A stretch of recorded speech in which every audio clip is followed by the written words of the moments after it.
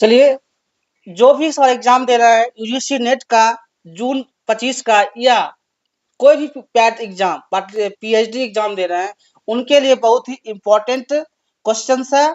चलिए हम बढ़ते हैं क्वेश्चंस की ओर बिना टाइम वेस्ट किए हुए। क्योंकि ये जो मॉक टेस्ट बनाया गया है ये आपका प्रीवियस ईयर के बेस पे बनाया गया है, चाहे आपका पीएचडी का एग्जाम हो या यूजीसी नेट जो जून 25 में है उसका एग्जाम हो, उसी के बेस से बनाया गया है। चलिए बढ़ते आगे क्वेश्चंस की ओर। क्वेश्चन नंबर 1 क्या है आपका? which level of teaching क्या है? which level of teaching focus on rote memorisation, मतलब कर रहा है कि मेन इस पे जो फोकस है फोकस ऑन रूट मेमोराइजेशन, मतलब कि कौन सा शिक्षण स्तर रटने पर आधारित होता है जिसमें सिर्फ रटा जाता है। तो पता है वो आपका जो मेमोरी लेवल होता है इसमें सिर्फ क्या होता है, रटा जाता है। यानी कि बच्चा जो छोटे बच्चे होते हैं उनका जो एजुकेशन होता है वो मेमोरी लेवल टीचिंग होता है और उसको सिर्फ रटाना होता है, वो रट के पढ़ता है। समझ गया है, उसको पता नहीं होता है। यानी कि the memory level teaching level of teaching involve recall of fact. क्या होता है रिकॉल, मतलब कि वो याद करता है उस चीज को, रिकॉल ऑफ फैक्ट्स, इंफॉर्मेशंस और प्रोसीजर्स। ठीक है, it is the lowest level of teaching, ये सबसे लोएस्ट लेवल होता है। एंड टीचर सेंटर्ड, क्या होता है ये? टीचर सेंटर्ड है। ठीक है, 2025 का मॉक टेस्ट है। यानी कि स्मृति स्तर का शिक्षण तथ्यों और सूचनाओं को याद रखने पर केंद्रित होता है। जो तथ्य और सूचना है उसको याद रखने पर क्या होता है, केंद्रित होता है। ठीक है, उसके बाद यह सबसे निम्न स्तर होता है, सबसे मतलब कि निम्न स्तर का टीचिंग होता है और शिक्षण केंद्रित होता है। इसमें शिक्षक जो होता है अपना पूरा भूमिका निभाते हैं। यह स्तर केवल ज्ञान का संचित रूप है, इसमें विचार या तर्क नहीं होते, सिर्फ ज्ञान मतलब याद करना होता है, इसमें कोई तर्क नहीं होता। ठीक है, अब नंबर 2 क्वेश्चन आते हैं। हु क्या है? Who propounded the memory level of teaching, मतलब कि स्मृति स्तर के शिक्षण को किसने प्रतिपादित किया? ठीक है, तो हर्बर्ट, क्यों? हर्बर्ट जो थे स्मृति लेवल टीचिंग को प्रतिपादित किए। Herbart develop the theory of memory level of teaching focus on क्या? Focus on habit formation and repetition पर फोकस किए थे। ठीक है, हर्बर्ट ने स्मृति स्तर के शिक्षण की अवधारणा दी जिसमें उन्होंने अभ्यास, क्या है? उन्होंने अभ्यास और आदत निर्माण पर जोर दिया। ठीक है, थर्ड नंबर क्वेश्चन क्या है? What is the goal of understanding level of teaching? ठीक है, यानी कि समझ स्तर शिक्षण का उद्देश्य क्या होता है वो बताना है। देखिए उद्देश्य रूट लर्निंग नहीं, अंडरस्टैंडिंग रूट किसका होता है? आपका मेमोरी लेवल का होता है, बताया हुआ है। हैबिट फॉर्मेशन किसका होता है? मेमोरी लेवल का होता है। जो कंसेप्चुअल है, ये कंसेप्चुअल जो होता है आपका अंडरस्टैंडिंग लेवल टीचिंग का होता है, जो इंग्लिश में समझदारी से काम लिया जाता है। यानी कि the understanding level teaching aims at making learners grapes the meaning and behind facts, facts पे ध्यान दिया जाता है। It encourage the two relate and interrupt knowledge, knowledge को रिलेट करना। ठीक है, समझ स्तर का उद्देश्य छात्रों को तथ्यों के पीछे के अर्थ को समझाना होता है। जो पीछे का अर्थ है इसको क्या होता है, समझाना होता है। यह संकल्प जो होता है स्पष्टता लाता है, जो भी समझ में नहीं आता है उसे स्पष्ट रूप से समझा दिया जाता है। ठीक है, क्वेश्चन नंबर 4 में आते हैं। 4 क्या है? Reflective level teaching primarily develop which ability, मतलब कि चिंतन स्तर शिक्षण मुख्य रूप से किस क्षमता का विकास करता है? चिंतन शिक्षण जिसमें रिफ्लेक्टिव लेवल होता है। तो मेमोराइजेशन किसका होता है? आपका जस्ट बताया है, मेमोरी लेवल टीचिंग होता है। लॉजिकल क्या हो जाएगा आपका? ये लॉजिकल जो होता है वो रिफ्लेक्टिव लेवल होता है। यानी कि the reflective level of teaching is the highest level, सबसे हाईएस्ट लेवल क्या होता है आपका? रिफ्लेक्टिव लेवल होता है। और सबसे लोएस्ट लेवल जो होता है वो होता है मेमोरी लेवल होता है। और सबसे बीच का जो लेवल होता है वो आपका अंडरस्टैंडिंग लेवल होता है। ठीक है, यानी कि where the learner critically evaluates informations applies logic to solve problem, यानी कि लॉजिक लगा करके, तर्क लगा करके उस प्रॉब्लम को सॉल्व किया जाता है, वही आपका होता है रिफ्लेक्टिव लेवल टीचिंग। यानी कि चिंतन स्तर शिक्षण सबसे उच्च स्तर का होता है। क्या होता है? सबसे उच्च स्तर का ये शिक्षण होता है, जहां ज्ञान का विश्लेषण और तर्क के आधार पर समस्या का समाधान करता है। ठीक है, आप लोग को समझ में आ गया होगा, ना हुआ तो आप लोग कमेंट्स कर सकते हैं, जहां भी प्रॉब्लम हो कमेंट करिएगा। चलिए 5 नंबर क्वेश्चन में आते हैं।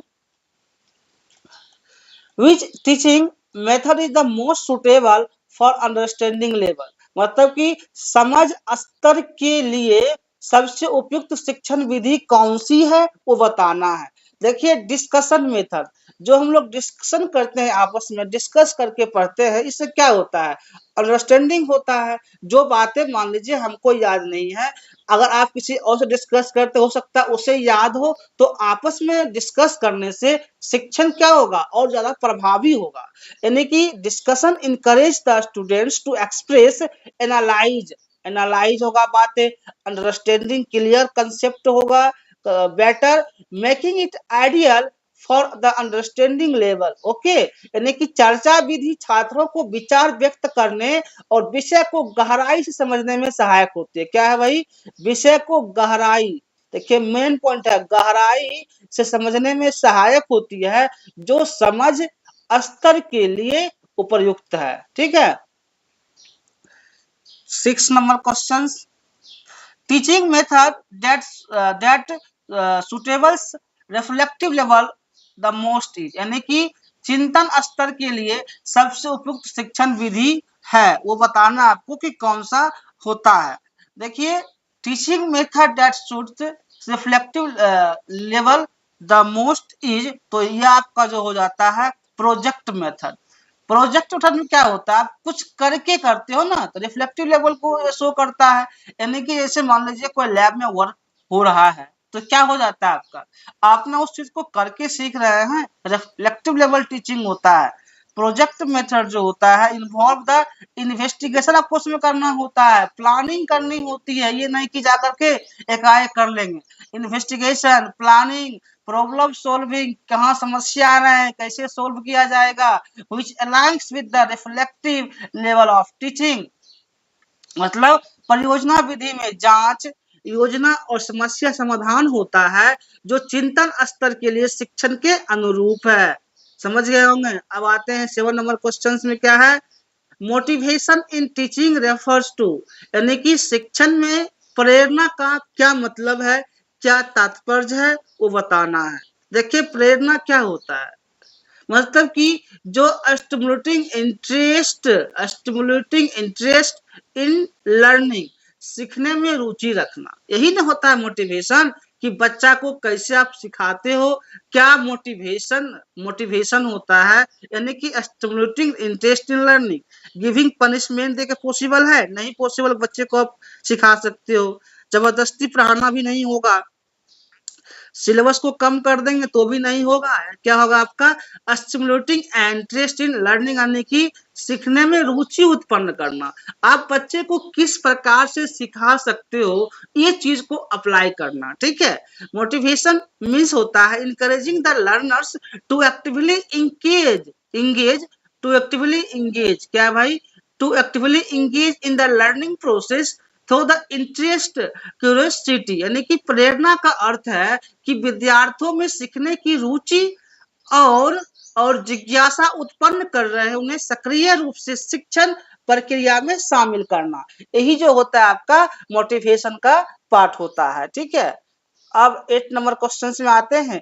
Which type of motivation comes from which with in the learner, यानी कि कौन सी प्रेरणा प्रकार छात्र के भीतर से आती है, वो बताना है। देखिए भीतर मतलब कि जो अंदर से आती है, उसको क्या बोलते हैं? आंतरिक ही बोलेंगे ना, इंट्रिंसिक बोलेंगे, आंतरिक प्रेरणा बोलते हैं, जो कि अंदर से आता है, विद इन, भीतर से आता है, उसको हम आंतरिक मोटिवेशन बोलते हैं। ठीक है।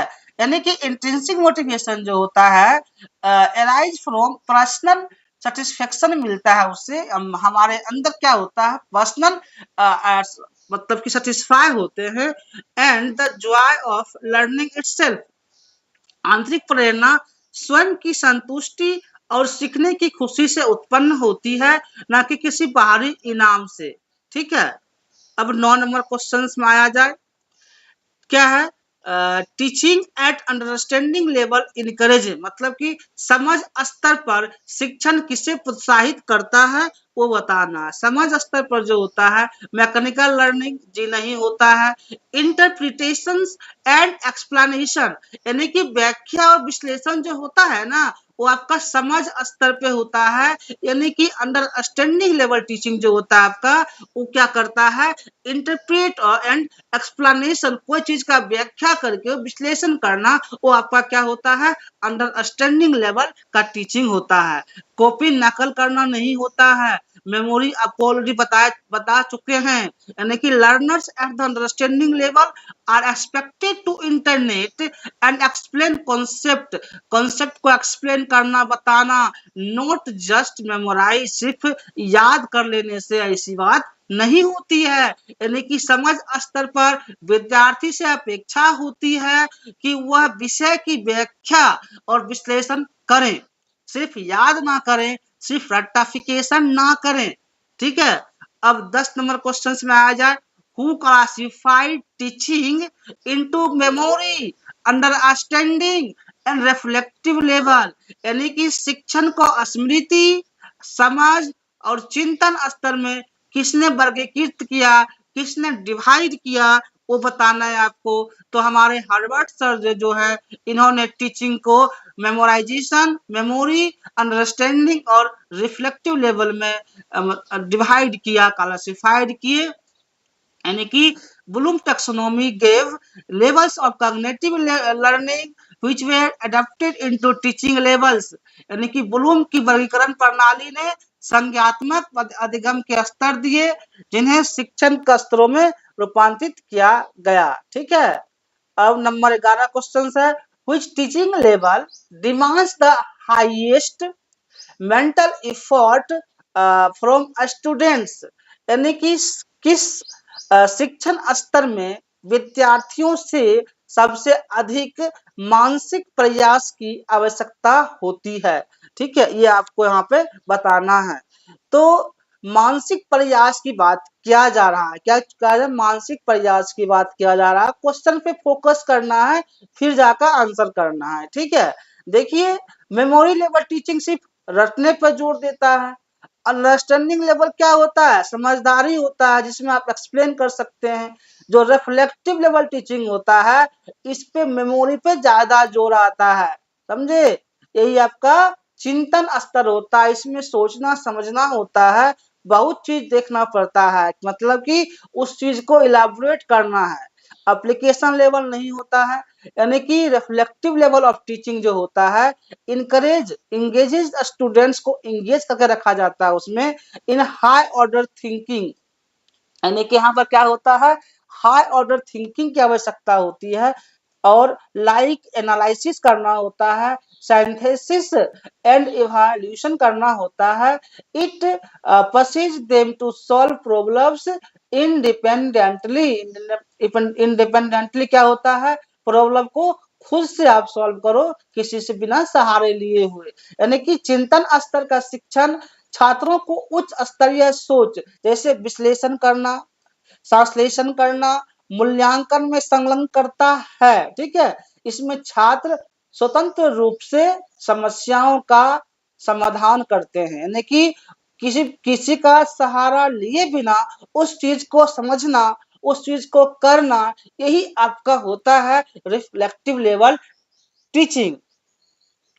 अब 12 नंबर क्वेश्चन में आया जाए, विच of the following is a learner centred method suitable for reflective level, मतलब कि निम्नलिखित में से कौन सी विद्यार्थी केंद्रित विधि चिंतन स्तर के लिए उपयुक्त है, ये बताना है आपको, चिंतन स्तर के लिए कौन सा उपयुक्त है। ड्रिल मेथड जी नहीं होता है, प्रोजेक्ट मेथड, यही जो इससे पहले भी ऐसा क्वेश्चन डिस्कस किए हैं, यानी कि जो प्रोजेक्ट मेथड होता है आपका चिंतन स्तर रिफ्लेक्टिव स्तर की शिक्षण है। लेक्चर मेथड में सिर्फ टीचर होते हैं, स्टूडेंट इनएक्टिव होते हैं, पैसिव होते हैं।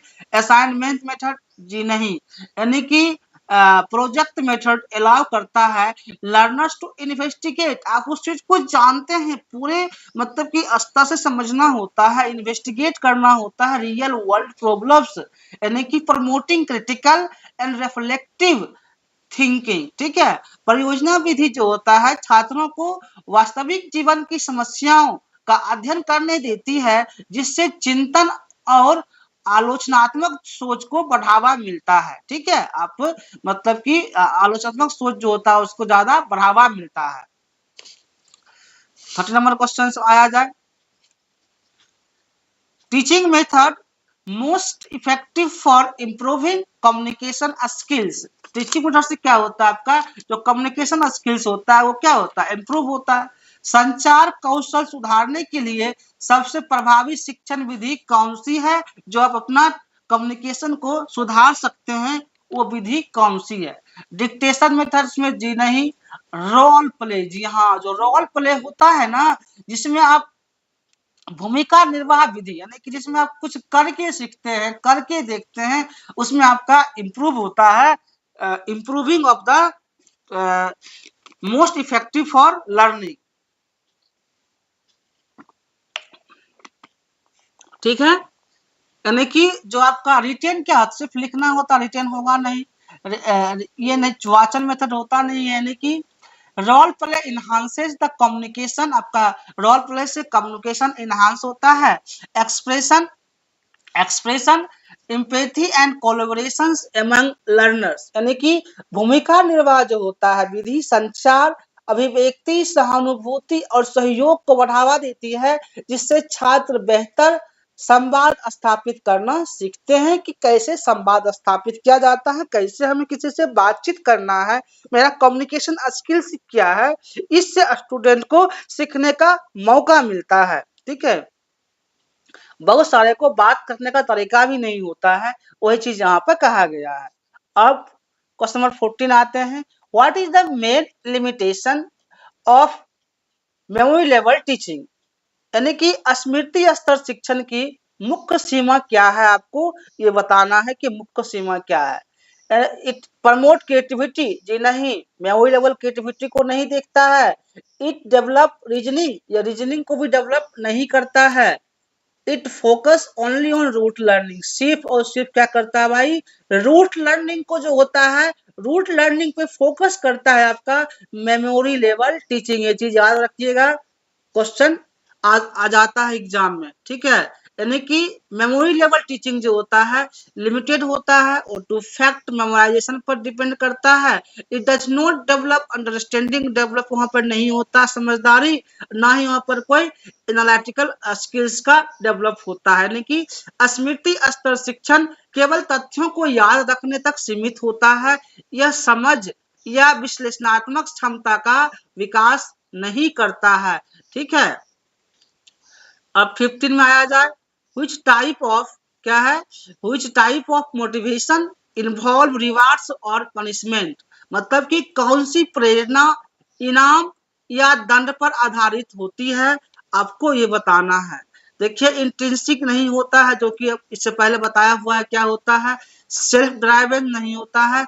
एक्सट्रिंसिक जो होता है आपका, ये इनाम और दंड पे आधारित होता है, जिससे क्या होता है, बच्चा तो या तो मोटिवेट होता है, दंड देंगे तो डिमोटिवेट होता है। पनिशमेंट का यही है, रिवार्ड और पनिशमेंट की कहानी। एक्सट्रिंसिक क्या हो जाएगा, मोटिवेशन हो जाएगा। नहीं होता है, यानी कि एक्सट्रिंसिक जो होता है आपका मोटिवेशंस, ये ड्राइवन बाय एक्सटर्नल रिवार्ड्स, क्या उसको बोलते हैं आप, एक्सटर्नल रिवार्ड्स बोलते हैं, लाइक ग्रेड और प्राइज। क्या होता है, एक्सटर्नल रिवार्ड क्या बच्चों, ग्रेड दे सकते हैं, प्राइज दे सकते हैं, या पनिशमेंट दे सकते हैं। ये भी क्या होता है, एक्सटर्नल रिवार्ड ही होता है ना। वाय प्रेरणा जो होता है, जैसे इनाम, अंक, पुरस्कार मिला, या दंड के कारण उत्पन्न होती है, दंड भी तो क्या है, रिवार्ड ही है। और छात्र का ध्यान वाह कारकों पे रहता है। ठीक है, अब 60 नंबर क्वेश्चन में, the purpose of motivations in the classroom is to, मतलब कि कक्षा में प्रेरणा का उद्देश्य क्या होता है, ये बताना है। इनकरेज डिसिप्लिन, जी नहीं, डिसिप्लिन को बढ़ा देना प्रेरणा का उद्देश्य नहीं होता है। इनकरेज चीटिंग, नकल को बढ़ाना नहीं होता है। एरोज इंटरेस्टिंग इन लर्निंग, सीखने में रुचि उत्पन्न करना, यही तो मोटिवेशन है कि आप बच्चे को किस प्रकार से सिखा सकते हैं, उस चीज को उत्पन्न करना, यानी कि बच्चे को किसी न किसी तरह से समझा देना, यही क्या होता है, टीचिंग का मोटिवेशन होता है। यानी कि motivation help help helps make students curious, interested होना चाहिए, इंटरेस्टिंग अबाउट लर्निंग, मतलब कि प्रेरणा छात्रों में सीखने की जिज्ञासा, रुचि और उत्साह पैदा करती है, जिससे उनका शिक्षण में सक्रिय भागीदारी बढ़ाती है। समझे। अब 70 नंबर क्वेश्चन में आते हैं। In which level of teaching do learners, क्या है, do learners apply acquired knowledge to new situations, मतलब कि किस शिक्षण स्तर में विद्यार्थी प्राप्त ज्ञान को नई परिस्थितियों में प्रयोग करते हैं, वो आपको बताना है। देखिए, नई स्थितियों में प्रयोग करते हैं, समझ गए होंगे क्या होगा, या acquired knowledge of new situations, memory level नहीं होता है, ऑलरेडी डिस्कस क्या होता है, अंडरस्टैंडिंग नहीं होगा, यानी कि रिफ्लेक्टिव लेवल जो होता है, इसी में ना क्या करता है कि एक्वायर्ड नॉलेज जरूरत होती है, नई परिस्थितियों में जो होता है प्रयोग किया जाता है आपका रिफ्लेक्टिव लेवल टीचिंग, यानी कि at the reflective level students use prior learning, जो आपने पहले पढ़ा उसे भी यूज करेंगे, यानी कि सॉल्व रियल लाइफ प्रॉब्लम्स को सॉल्व करना। चिंतन स्तर पर छात्र पूर्व ज्ञान का उपयोग करते हैं, करके वास्तविक जीवन की समस्याओं का समाधान करते हैं, जिससे उनका बौद्धिक विकास होता है। ठीक है। अब 18 नंबर क्वेश्चन में आते हैं। 18 क्या है, which of the following is not a characteristic of understanding level teaching, मतलब कि अंडरस्टैंडिंग लेवल टीचिंग का इसमें कौन सा करेक्टर नहीं है, वो बताना है। निम्नलिखित में से कौन सा समझ स्तर शिक्षण की विशेषता नहीं है। ठीक है। इसका हो जाएगा आपका समझ स्तर की नहीं, सीधे आपको मारिए क्वेश्चन, मेमोराइजेशन सिर्फ फैक्ट पे होता है, रट्टा जाता है, समझ गए ना। Understanding level emphasises interpreting and comparing ideas को करता है। ठीक है। नोट रूट मेमोराइजेशन पे नहीं करता है ये। ठीक। यानी कि समझ स्तर में विचारों की व्याख्या होती है, तुलना आदि पर बल दिया जाता है, न कि केवल याद रखने के लिए। ठीक है। क्या कर रहा है इसमें, निम्नलिखित में से कौन सा समझ स्तर शिक्षण की विशेषता नहीं है, यानी कि आपका मेमोरी लेवल टीचिंग हो जाएगा। अब 90 नंबर में आते हैं। What is the main feature of heuristic method of teaching, यानी कि शिक्षण की ह्यूरिस्टिक विधि की मुख्य विशेषता क्या है। देखिए, लर्निंग बाय डिस्कवरी, जो लर्निंग बाय डिस्कवरी खोज के माध्यम से सीखना, ये आपका क्या होता है, ह्यूरिस्टिक मेथड होता है। ठीक है। लर्निंग बाय डिस्कवरी यानी कि खोज के सीखना आपका ह्यूरिस्टिक मेथड में आता है, यानी कि in the heuristic method student learn through the self discovery, अपने उसको खोज करके स्टडी कर रहे हैं, तो ये आपका हो जाएगा डिस्कवरी कर रहे हैं तो ह्यूरिस्टिक मेथड हो जाएगा। इसमें एक्सप्लोरेशन होता है, इनहांसिंग रिफ्लेक्टिव थिंकिंग, आपका थिंकिंग लेवल भी बढ़ता है। ह्यूरिस्टिक विधि में छात्र स्वयं खोज करके और प्रयोग करके सीखते हैं, जिससे उनका चिंतन कौशल विकसित होता है, यानी कि जो चिंतन कौशल है वो क्या होगा, विकसित होता है। ठीक है। अब 20 नंबर क्वेश्चन में आया जाए। Which of the following teaching methods is best for motivating students in early grade? ठीक है। निम्नलिखित में से कौन सी शिक्षण विधि प्रारंभिक कक्षाओं में छात्रों को प्रेरित करने के लिए सर्वोत्तम है, वो आपको यहाँ पे बताना है। ठीक है। ग्रुप डिस्कशन, जी नहीं, जो गेम बेस्ड लर्निंग होता है, खेल आधारित, जिसमें छात्र क्या होते हैं, प्रेरित होते हैं, मतलब उससे मोटिवेट होकर के सीखते हैं। अगर आप मान लो जो कोई बच्चा सीखने वाला नहीं है, और उसको आप गेम खिला करके, कोई खेल खिला करके सिखाते हैं, तो वो बच्चा उस खेल के माध्यम से ज्यादा नॉलेज को गेन करता है, सीख जाता है और जल्दी भूलता भी नहीं है। इसलिए क्या कहा जाता है कि game based learning makes lesson fun. क्या हो जाता है? लेसन फन हो जाता है, इंटरेक्टिव होता है, which keeps young learners engaged and motivated. उससे क्या होता है? इंगेज्ड, लर्निंग में इंगेज हो जाते हैं और उससे मोटिवेशन मिलता है। यानी कि खेल आधारित अधिगम शिक्षण को मनोरंजक और सहभागिता पूर्ण बनाता है, जिससे छोटे बच्चों की रुचि और प्रेरणा बनी रहती है। ठीक है। अब 21 नंबर क्वेश्चन क्या है? Which type of research involve. जो रिसर्च होता है वो इन्वॉल्व का बात किया जा रहा है इसमें।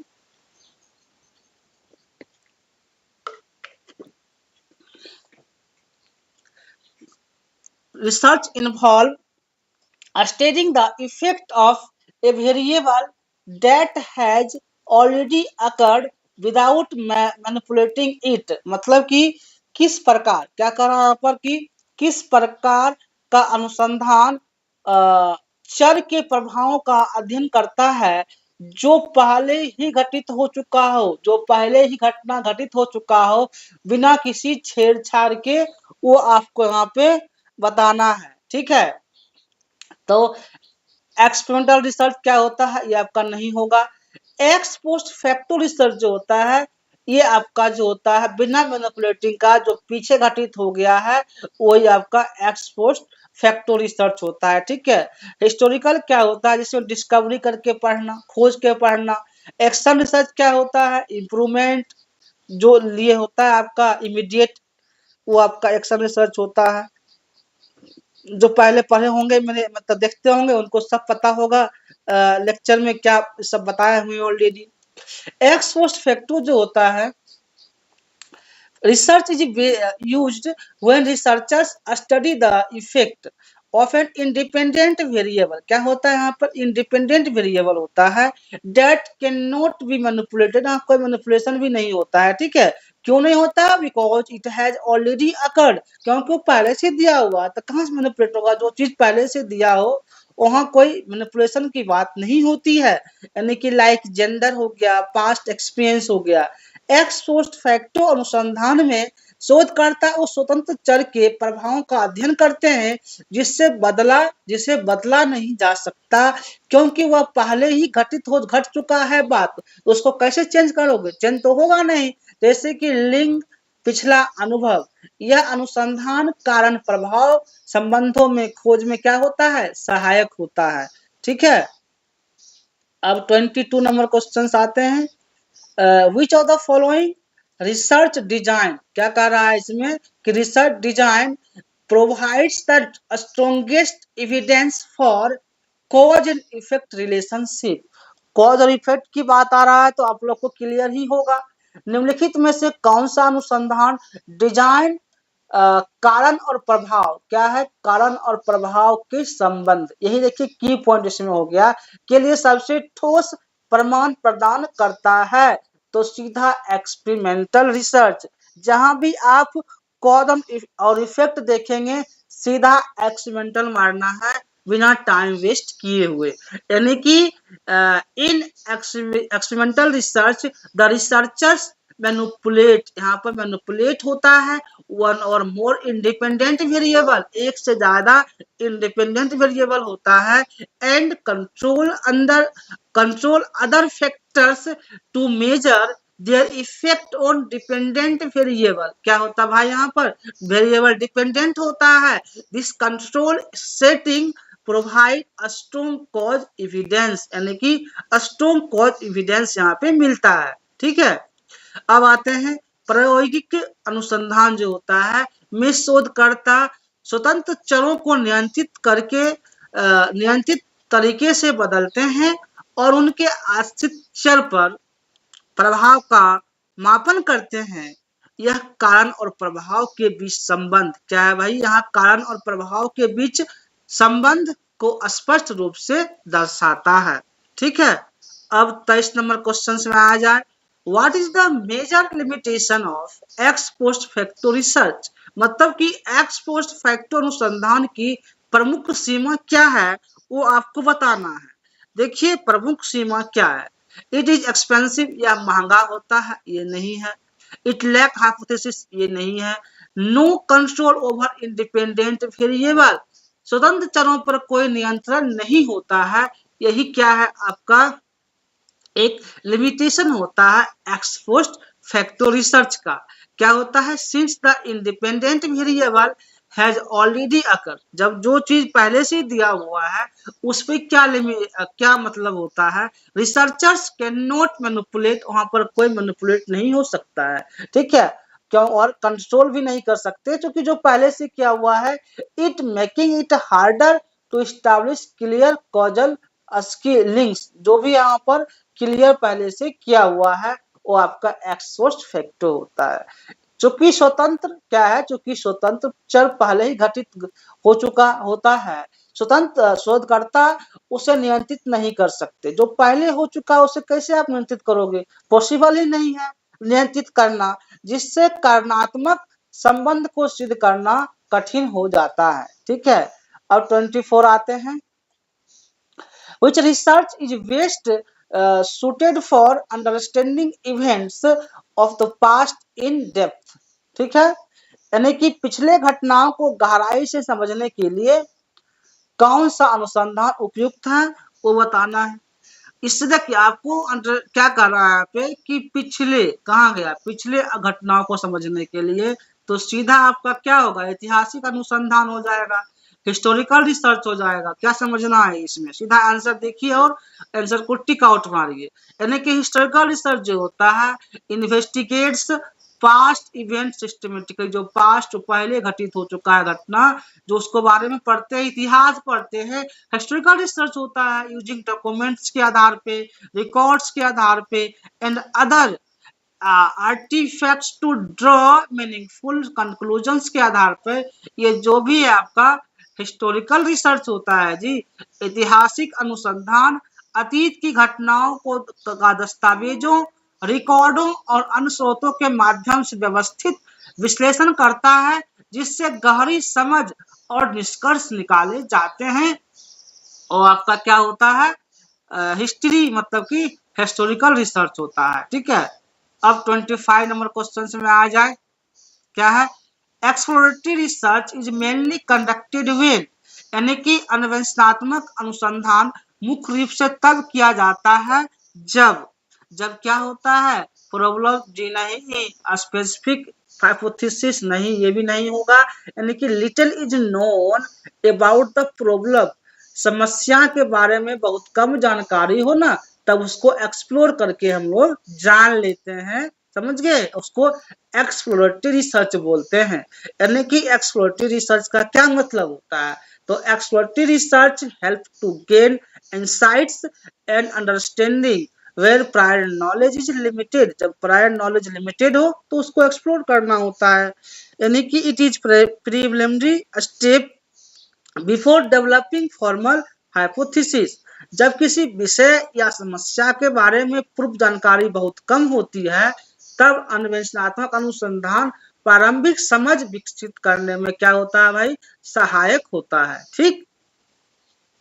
अब 26 नंबर क्वेश्चन, इन क्या है, in experimental research the variable that is manipulated is called, यानी कि प्रायोगिक अनुसंधान में जो चर बदला जाता है उसे क्या कहते हैं, ये आपको बताना है। देखिए जो बदला जाता है, मैं पहले भी बोले थे कि जो एक्सपेरिमेंटल रिसर्च होता है उसमें इंडिपेंडेंट वेरिएबल होता है जिसमें हम मैनिपुलेशन कर सकते हैं, यानी कि क्या हो जाएगा आपका इंडिपेंडेंट वेरिएबल, स्वतंत्र चर होता है। The independent variable is the one that researchers deliberately change to study its impact on the dependent variable, ठीक है। यानी कि स्वतंत्र चर वह होता है जिससे शोधकर्ता जानबूझकर बदलते हैं ताकि यह देखा जा सके कि उसका प्रभाव आश्रित चर पर क्या पड़ता है। 27 number question, in experiment the variable that is observe, ठीक है, measured for change is called, यानी कि किसी प्रयोग में जिस तरह में परिवर्तन को मापा और देखा जाता है वह कहलाता है, ठीक है, क्या कहलाता है, डिपेंडेंट वेरिएबल भाई, जिसमें मापा और मतलब कि देखा जाता है। एक्चुअली क्या किया जाता है कि वेरिएबल दैट इज ऑब्जर्व और मेजर्ड किया जाता है, वो आपका क्या हो जाता है, डिपेंडेंट वेरिएबल हो जाता है, आश्रित चर, यानी कि the dependent variable reflect the outcome और effect due to manipulations independent variable क्या होता है, मैनिपुलेशन होता है, इससे पहले बता दिए थे, this is the part of experimental research, it is the variable being tested and measured, यानी कि आश्रित चर वह परिणाम होता है जो स्वतंत्र चर के परिवर्तन के कारण उत्पन्न होता है, इसे प्रयोग में क्या होता है, मापा जाता है, क्या होता है, मापा जाता है, ठीक है।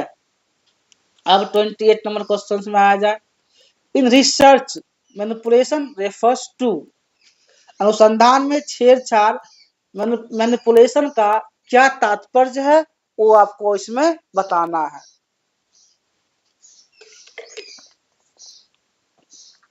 ठीक है,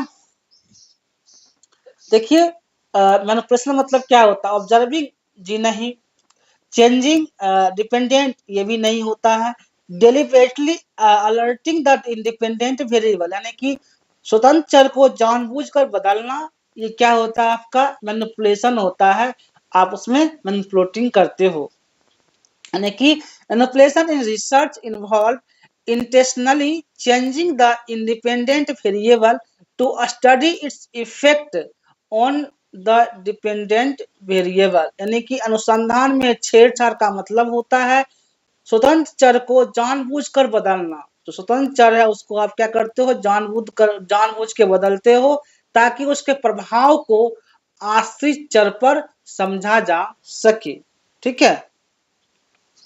29 number question, what is the role of control condition, यानी कि क्या कर रहा है इसमें कि जो कंट्रोल कंडीशन होता है उसमें उसमें एक्सपेरिमेंटल रिसर्च का रोल क्या होता है, प्रायोगिक अनुसंधान में नियंत्रण स्थिति की क्या भूमिका होती है वो आपको बताना है, ठीक है, यानी कि मोटिवेट जी नहीं, मोटिवेट नहीं किया जाता है, to act as a base line for comparison, यानी कि तुलना के लिए आधार रेखा के रूप में कार्य करना, यही आपका क्या होता है, एक्सपेरिमेंटल रिसर्च का कंडीशंस होता है। द कंट्रोल कंडीशन क्या भाई, the control conditions provide a standard setup without the independent variable, बिना इंडिपेंडेंट वेरिएबल का होता है, ठीक, यानी कि it helps to compare outcome and isolate the effect of independent variable. नियंत्रण स्थिति वह होती है जिसमें स्वतंत्र चर का प्रयोग नहीं किया जाता है, जिससे परिणामों की तुलना करके यह पता लगाया जा सके कि बदलाव वास्तव में किस कारण से हुआ है, उसको देखना। 30 number question, a researcher wants to study the impact of different teaching styles on student performance, the teaching style represent the, यानी कि एक शोधकर्ता छात्रों के प्रदर्शन पर विभिन्न शिक्षण शैलियों के प्रभाव का अध्ययन करना चाहता है, शिक्षण शैलियां क्या दर्शाती है वो बताना है आपको, ठीक है, शिक्षण शैलियां क्या दर्शाती है ये आपको बताना है। डिपेंडेंट जी नहीं, कन्फाउंडिंग वेरिएबल ये भी नहीं होता है, इंडिपेंडेंट वेरिएबल स्वतंत्र चर जो होता है ये आपका क्या दर्शाता है कि स्टूडेंट का परफॉर्मेंस क्या है, टीचिंग जो आपने टीचिंग किया गया उसके रिप्रेजेंट से, यानी कि since the researcher is intentionally changing the teaching style to observe its impact on a student's performance, it is independent variable, मतलब कि मान लीजिए आप टीचिंग कर रहे हैं, आपसे जो बच्चा समझा या नहीं समझा वो आपके टीचिंग स्टाइल को इफेक्ट करेगा, यानी कि इंडिपेंडेंट वेरिएबल यहाँ पे होता है, क्योंकि यहाँ देखिए आप हिंदी में, क्योंकि शोधकर्ता जानबूझकर शिक्षण शैलियों में बदलाव कर रहा है ताकि छात्र प्रदर्शन पर उसका प्रभाव देखा जा सके, यानी कि बार बार शिक्षण शैली को चेंज कर रहा है ताकि छात्र में डेवलपमेंट हो, ज्यादा समझ हो, इसलिए यह क्या होता है, स्वतंत्र चर कहलाता है। ठीक, कहीं से कोई कंफ्यूजन होगा आप कमेंट्स करिएगा, उसका आपको रिप्लाई दिया जाएगा। ठीक है, 31 नंबर क्वेश्चन में आ जाए, in which research type are the independent variables not manipulate. क्या कह रहा है, देखिए यहाँ पे क्वेश्चन है नोट मैनिपुलेट, यहाँ पे आप फोकस करिए, क्वेश्चन में जहां नोट लगा हो वहां थोड़ा ढंग से क्वेश्चन पढ़िए। Not manipulated but are study after their effects have occurred, यानी कि and groups are selected based on this variables. किस प्रकार के अनुसंधान में स्वतंत्र चरों में कोई छेड़छाड़ नहीं की जाती, बल्कि उनके प्रभाव घटित हो जाने के बाद उनका अध्ययन किया जाता है और समूह इन चरों के आधार पर चुने जाते हैं, वो आपको बताना है। ये क्या होगा, एक्स पोस्ट फैक्टो रिसर्च होता है, यानी कि आपका यहाँ पर ये आंसर हो जाएगा।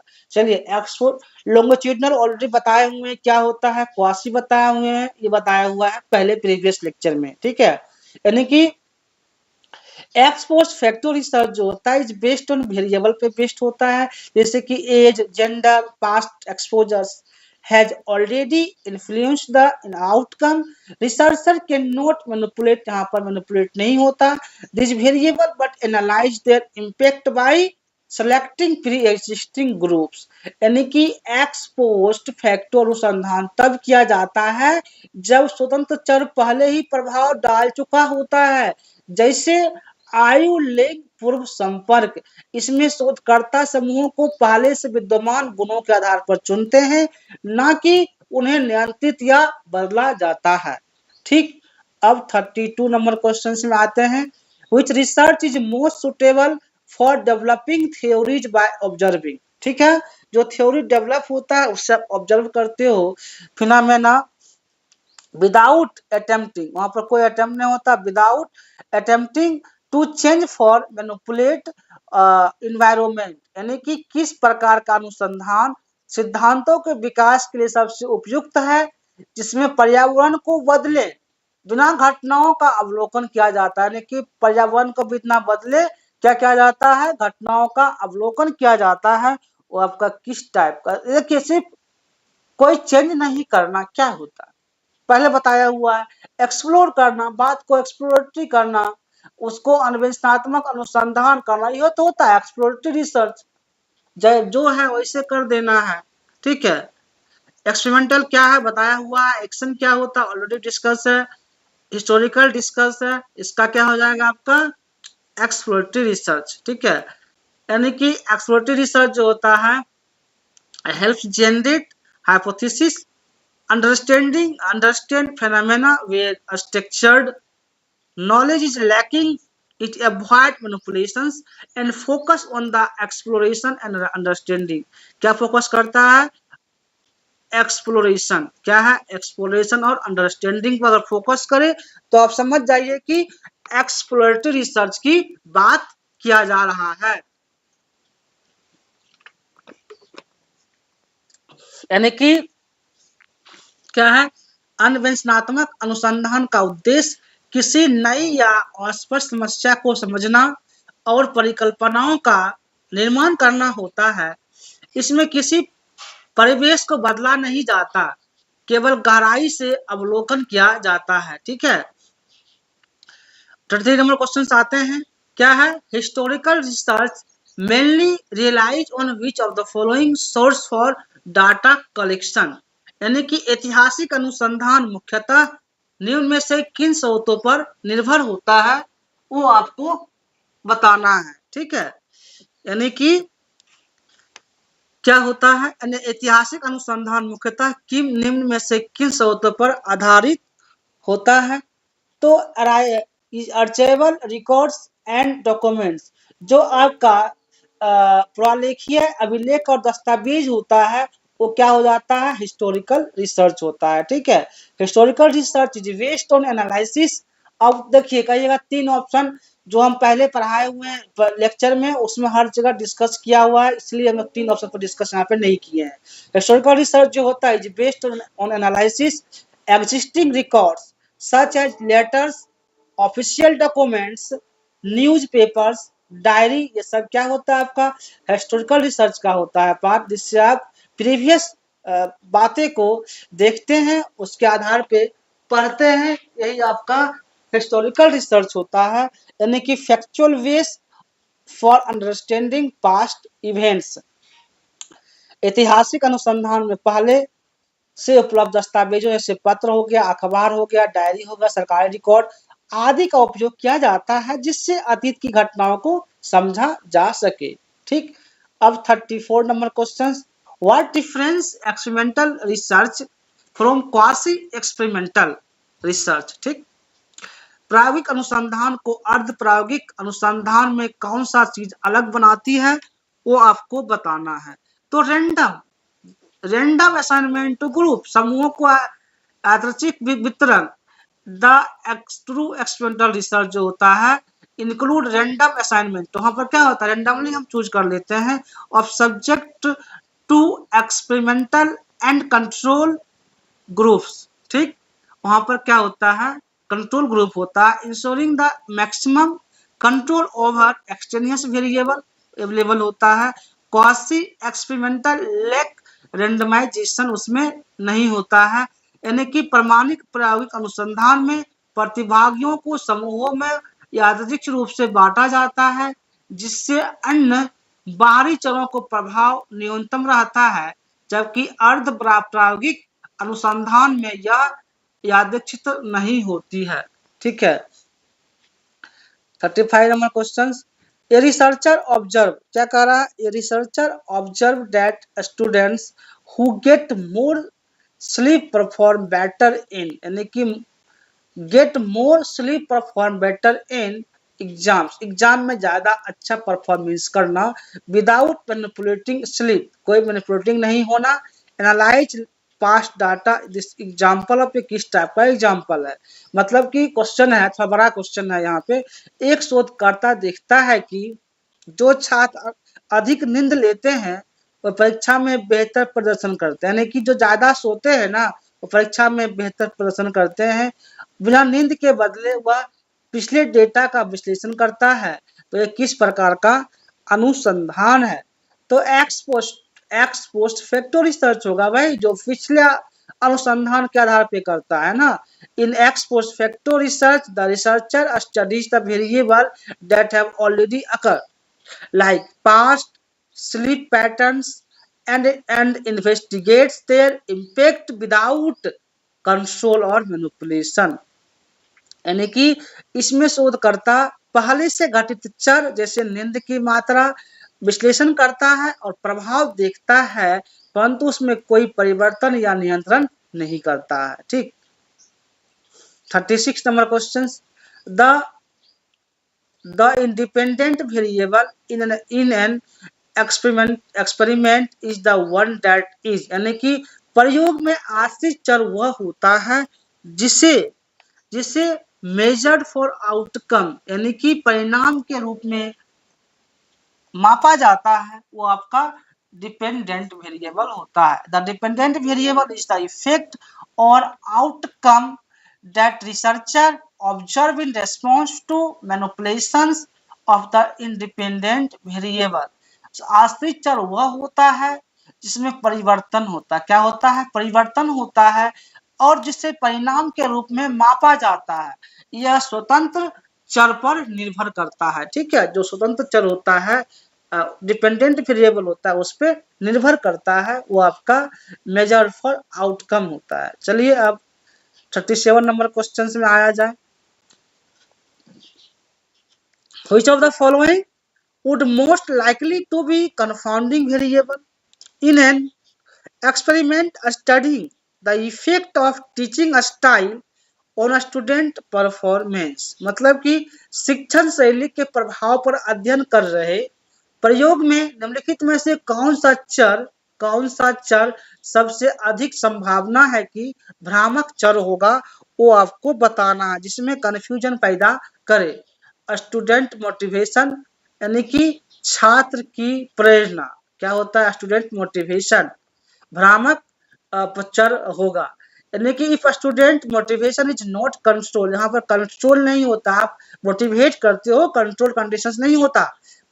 It could influence the outcome, जो मतलब कि होता है outcome independently of teaching style दज ऑन कन्फाउंडिंग देयर रिजल्ट्स, यानी कि यदि छात्र की प्रेरणा को नियंत्रित नहीं किया गया तो वह शिक्षण शैली से अलग तरीके से प्रदर्शन को प्रभावित कर सकती है। इसलिए छात्र शैली को नियंत्रण करना बहुत ही जरूरी होता है, जिससे परिणाम भ्रमित हो सकते हैं, परिणाम क्या होगा, खराब आ सकते हैं।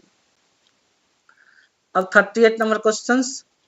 In a study where researchers are testing different fertilizers on plant growth, मतलब टेस्टिंग अलग अलग तरीका से हो रहा है, तो what would be independent variable? एक अध्ययन में जहां शोधकर्ता पौधों की वृद्धि पर विभिन्न उर्वरकों का परीक्षण कर रहे हैं, वहां स्वतंत्र चर क्या होगा, ये आपको बताना है। ठीक है, तो टाइप ऑफ फर्टिलाइजर होगा, उर्वरक का प्रकार क्या यूज करना है, यही आपका स्वतंत्र चर आएगा। यानी कि the fertiliser type is what the researcher are intentionally varying to observe effect on the plant growth. Plant का ग्रोथ इफेक्ट देखा जाता है किस पे, फर्टिलाइजर डालेंगे उस पर इफेक्ट करता है। इट इज द क्या है, इंडिपेंडेंट वेरिएबल, यानी कि शोधकर्ता जानबूझकर जिस उर्वरक को बदलते हैं ताकि पौधे की वृद्धि पर उसका प्रभाव देख सके, वह क्या है, स्वतंत्र चर कहलाता है। ठीक, अब 39 नंबर क्वेश्चन में आते हैं।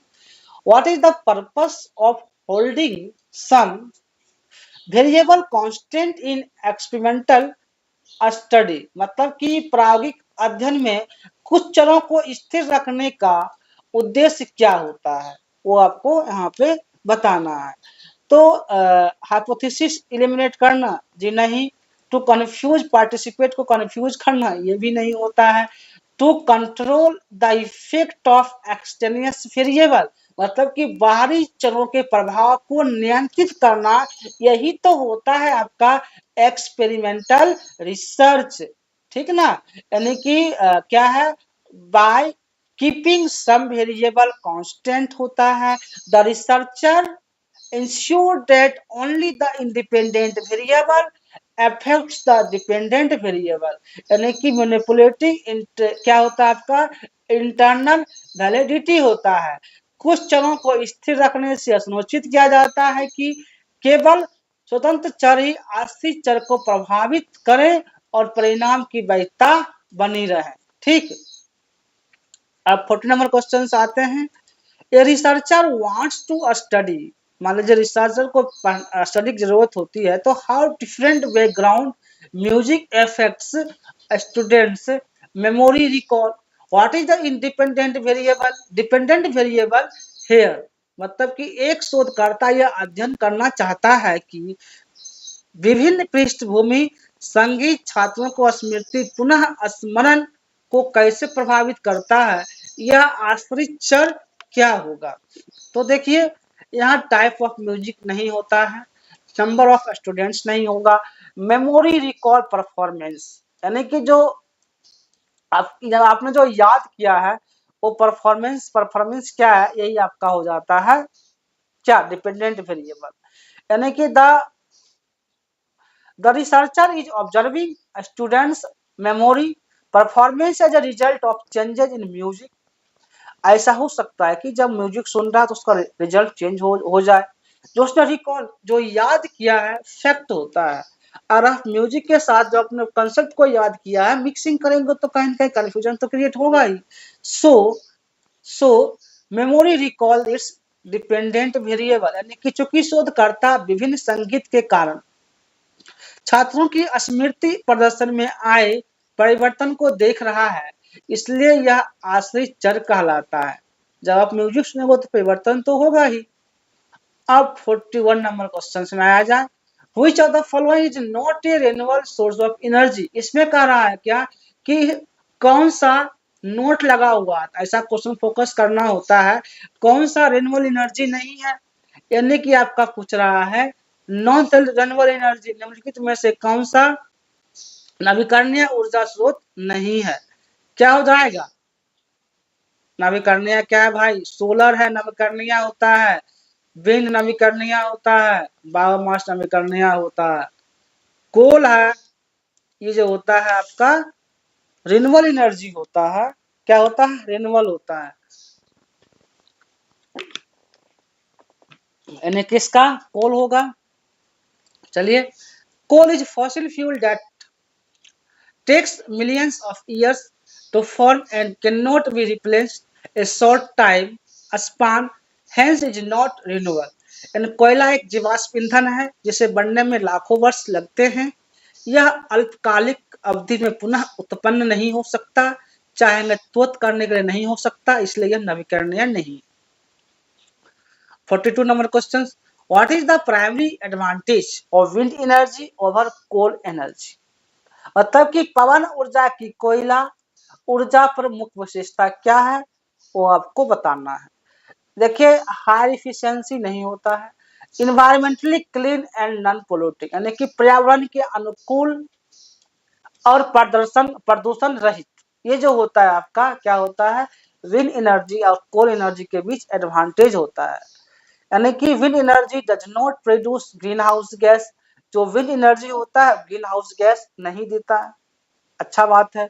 गैसेस एयर पॉल्यूटेंट्स, ठीक है, gases air pollutants where coal burning release CO2 SO2 पूरा गैस रिलीज करता है, कार्बन डाइऑक्साइड, कौन? सल्फर डाइऑक्साइड, कोयला पार्टिकुलेट मैटर भी देता है PM। यानी कि पवन ऊर्जा ग्रीन हाउस गैस या वायु प्रदूषक नहीं छोड़ती, जबकि कोयला जलाने से कार्बन डाइऑक्साइड, सल्फर डाइऑक्साइड और धूलकण निकलते हैं। यह बैड इफेक्ट है हमारे इन्वायरमेंट के लिए।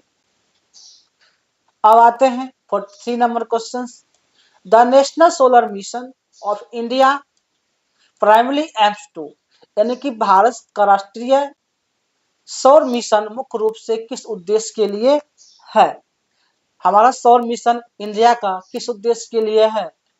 Establish India as a global solar leader, भारत जो होता है, भारत को वैश्विक सौर नेता बनाना, यही इंडिया का सोलर मिशन है। यानी कि launched under national action plan, किसके अंदर ये लॉन्च किया गया था? तो national action plan on climate change NAPCC, ठीक है। The mission aims to produce 100 gigabyte वहां पर लिया गया था शुरू में, solar power by promoting the infrastructures, promote करना, technology and R&D, research and development के द्वारा। यानी कि जलवायु परिवर्तन पर राष्ट्रीय कार्य योजना NAPCC के तहत शुरू किया गया। यह मिशन 100 गीगावाट सौर ऊर्जा उत्पादन और भारत को सौर ऊर्जा में अग्रणी बनाने के लिए है। अब 44 number question, what role does ozone layer play in promoting life on earth, यानी कि ओजोन परत पृथ्वी पर जीवन की रक्षा में क्या भूमिका निभाती है? ओजोन लेयर क्या भूमिका निभाती है? ब्लॉक अल्ट्रावायलेट रेडिएशन, क्या होता है? अल्ट्रावायलेट रेडिएशंस को ब्लॉक करती है, हमारे तक आने नहीं देती है, नहीं तो ये कैंसर कॉज करता है, स्किन डिजीज कॉज करता है। यही आपका अल्ट्रावायलेट रेडिएशन, यानी कि हमें सुरक्षा प्रदान करती है, कौन? Ozone layer. और आज हम लोग इतना पोल्यूशन कर रहे हैं कि ओजोन लेयर ही पतला होते जा रहा है। ये सब क्या है?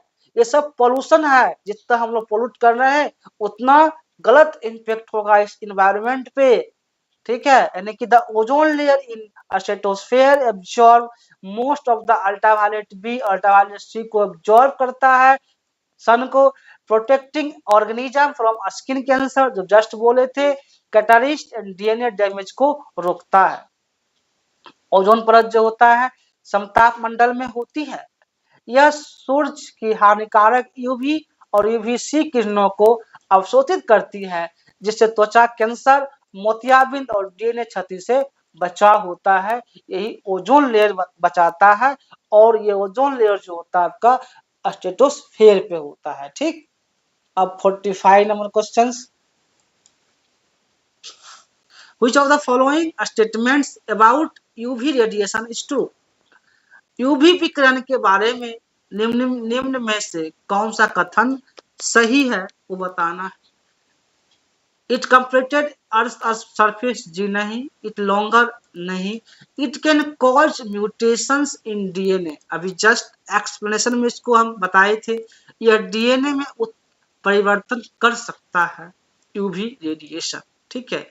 UVB and UVC radiations can penetrate skin cells को डैमेज कर सकता, alter DNA structures potentially causing skin cancer, genetic mutations, यानी कि यूवीबी और यूवीसी किरणें त्वचा की कोशिकाओं में प्रवेश कर सकती हैं और डीएनए की संरचना को प्रभावित कर उत्परिवर्तन और कैंसर उत्पन्न कर सकती है, ठीक। अब 46 नंबर क्वेश्चन में आते हैं। Which component of coal causes maximum air pollution when burn, यानी कि कोयले का कौन सा घटक जलने पर अधिक वायु प्रदूषण करता है वो बताना है, ठीक है। तो ये जो होगा सल्फर, क्या होता है भाई, सल्फर, सल्फर जो होता है ज्यादा वायु प्रदूषण के लिए करता है, कार्बन कम है, यानी कि sulphur is coal releases sulphur dioxide SO2 warning leading to acid rain, इससे क्या होता है, एसिड वर्षा होता है, रेस्पिरेटरी प्रॉब्लम क्रिएट होता है SO2 से। कोयले में उपस्थित गंधक जलने पर सल्फर डाइऑक्साइड गैस छोड़ता है जिससे अम्लीय वर्षा और सांस की बीमारियां होती हैं, यह क्या है, एक प्रमुख प्रदूषक होता है सल्फर डाइऑक्साइड। 47 नंबर क्वेश्चन है, which renewable energy source is most suitable for coastal areas with high wind potential, कौन सा नवीकरणीय ऊर्जा स्रोत उच्च पवन संभावनाओं वाले तटीय क्षेत्रों के लिए सबसे उपयुक्त है, वो आपके यहाँ पे बताना है, ठीक है। तो विंड एनर्जी, इसमें कोई पोल्यूशन नहीं होता है, ये एक नवीकरणीय है, ठीक है। जो क्या, हाँ क्वेश्चन से स्पष्ट है, उच्च पवन, ठीक है, हाई विंड पोटेंशियल, तो क्या होगा आपका विंड एनर्जी ही होगा, यानी कि coastal regions often have high consistent wind speed, high होता है, making them ideal for wind farms and turbine to harness wind energy effectively. तटीय क्षेत्रों में पवन गति अधिक और स्थिर होती है, अधिक होती है और स्थिर होती है, इसलिए वहां पे जो होता है विंड एनर्जी उत्पन्न किया जाता है, जिससे वहां पवन चक्कियां और फार्म लगाना प्रभावी होती है, पवन ऊर्जा का दोहन आसान होता है, ठीक। अब 48 नंबर क्वेश्चन क्या है, India target under national solar mission as revise in 2015 for solar power capacity by 2022 was, यानी कि भारत का राष्ट्रीय मिशन 2015 में संशोधित हुआ के तहत 2022 तक का सौर ऊर्जा लक्ष्य क्या था, भारत सरकार का क्या था, तो आपका हो जाएगा ये 100 गीगावाट। भारत सरकार ने 2022 तक बोला कि हम 100 गीगावाट रिन्यूएबल एनर्जी उत्पन्न करेंगे, यानी कि the revise national solar mission aim at installing 100 gigawatt of solar capacity including 40 gigawatt क्या है भाई, रूफटॉप सोलर्स आना है, और 60 gigawatt from large scale project चलाया जाएगा, यानी कि संशोधित सौर मिशन में 100 गीगावाट का लक्ष्य था, जिसमें 40 गीगावाट रूफटॉप शामिल है और 60 गीगावाट बड़े सौर संयंत्रों से प्राप्त करने की योजना थी। Which international agreement lead to the phasing out of ozone depleting substances like CFC, यानी कि क्लोरोफ्लोरोकार्बन, कौन सा मतलब ऐसा समझौता है जिसमें ओजोन डिप्लेटिंग के बारे में बात किया गया था क्लोरोफ्लोरो के लिए, यानी कि कौन सा अंतरराष्ट्रीय समझौता ओजोन परत को नष्ट करने वाले रसायनों जैसे क्लोरोफ्लोरोकार्बन CFC को चरणबद्ध रूप से बंद करने के लिए हुआ था, ये कौन सा प्रोटोकॉल था, तो आपका ये मॉन्ट्रियल प्रोटोकॉल है, जिसमें कि साफ साफ कहा गया कि ओजोन डिप्लेटिंग को कम करना है। द मॉन्ट्रियल प्रोटोकॉल 1987 में प्रोटोकॉल आया हुआ था, 1987 इज एन इंटरनेशनल ट्रीटी है aim at phasing out substances that deplete ozone layer specially chlorofluorocarbon जो होता है ओजोन लेयर डिप्लेट होता है। एक चीज और, क्लोरोफ्लोरोकार्बन गैस कहाँ से आता है, किससे उत्पन्न होता है? जो रेफ्रिजरेटर होता है, एसी है, इससे सीएफसी निकलता है। हम लोग तो आराम से लेते हैं एसी में, रेफ्रिजरेटर से, या जो फोम इंडस्ट्रीज है, फोम इंडस्ट्रीज से भी क्या निकलता है? क्लोरोफ्लोरो गैस निकलता है। ठीक है। मॉन्ट्रियल प्रोटोकॉल 1987 एक वैश्विक संधि है जिससे उद्देश्य ओजोन परत को नष्ट करने वाले रसायनों जैसे क्लोरोफ्लोरोकार्बन को चरणबद्ध रूप से समाप्त करना है। अब सीरीज का last question 50 question number question है, which of the following is challenge in using solar energy extensively in India, यानी कि भारत में सौर ऊर्जा का व्यापक उपयोग करने में निम्न में से कौन सी चुनौती है, कौन सी समस्या आती है सौर ऊर्जा का उपयोग करने में? तो देखिए, intermittency due to cloud and rain, बादल और वर्षा के कारण अनियमितता आ जाती है सोलर एनर्जी को यूज करने में, यानी कि solar energy generation depends on clear sky and sunlight, वहाँ सनलाइट होना चाहिए और अच्छा धूप होना चाहिए। ठीक है। क्लाउडी वेदर समस्या उत्पन्न करती है, monsoon and dust reduce efficiency, dust efficiency को रिड्यूस कर देती है। मेकिंग एनर्जी सप्लाई वेरिएबल, सौर ऊर्जा उत्पादन सूरज की रोशनी पर निर्भर करता है। बादल, बारिश और धूल जैसी स्थितियां ऊर्जा उत्पादन में बाधा डालती है जिससे आपूर्ति अस्थिर हो जाती है। ठीक है। इस तरह से आज हमने 50 क्वेश्चन विथ एक्सप्लेनेशन के साथ डिस्कस किए हैं। जहां भी जिनको कंफ्यूजन होगा आप कमेंट्स कर सकते हैं, हमारी टीम के द्वारा आपको इसमें रिप्लाई दिया जाएगा। उसके बाद जिनको मॉक टेस्ट क्वेश्चन लगाना हो, हमारे यूट्यूब चैनल पे पोस्ट में सारा एमसीक्यू दिया गया है, वहां लग जा करके आप क्वेश्चन लगा करके खुद को जज कर सकते हैं कि